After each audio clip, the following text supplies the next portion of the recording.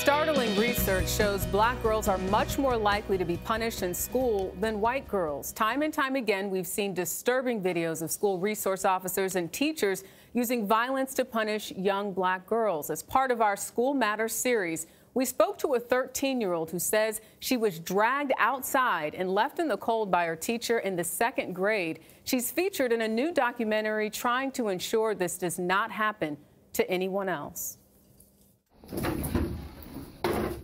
Extreme punishment of black girls in schools is more common than you may think.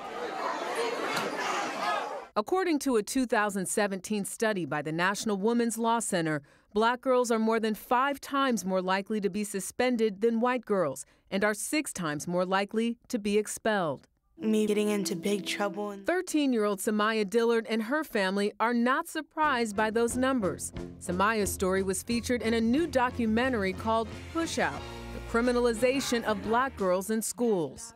In your own words, what happened in the 2nd grade?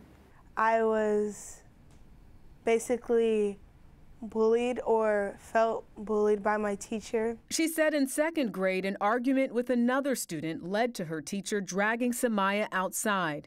She then grabbed my chair that I was sitting in and dragged me across the room to the door and sat me outside. Outside? Yeah. Like outside in the cold? Yes. And this was the day before Christmas break. And then what happens?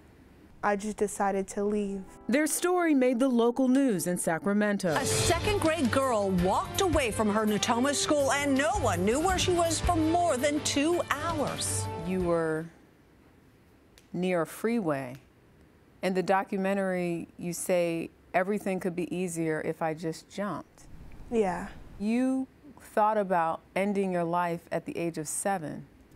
Yes. I was feeling confused and helpless.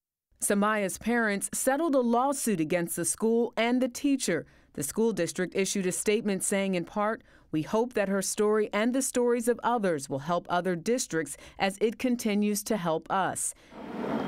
It's stories like Samaya's that pushed educator and author Monique W. Morris to raise awareness through the documentary. You really begin to pick up on the stories across the country. You start to recognize that this is actually a pattern of violence against black girls. What do you think is at the heart of the disparities that we see with young black girls? Black girlhood and womanhood is constructed by these ideas in our society of them being hypersexual, of them being loud and angry. Women who lead and... The film was screened last month at the New York Metropolitan Museum of Art and will air on PBS next year. We're never gonna make it. They say my life is not a success. They say I'm problematic because I'm bold. I want people to walk away from this documentary understanding, number one, that our girls are not disposable, and to really think about how we can shift our understanding of what constitutes a bad attitude or sassiness or combativeness. Mo Kennedy from the National Association of School Resource Officers acknowledges there is a problem. We're training officers to go into the school environment and to realize that implicit bias exists, even their own, and how to combat that. At the end of the day, a good SRO really should want to have positive impact on the lives of students. Writing. Psychologist Tiffany Munford Dent hopes to make that positive impact. School systems need to begin to identify prevention strategies and actually buy into them. Having worked in juvenile correctional facilities, she now organizes in-school therapy sessions for girls outside of Cleveland, Ohio. And we also need to show black and brown kids that we care about them being here, that the goal is not to push you out of the school system. We have to repair the relationship between schools and black communities. I fundamentally believe that schools need to be locations for healing so that they can be the locations for learning. What are you hoping people take away from this film? We are people too, and that we want to be heard. Black girls are loved and sacred.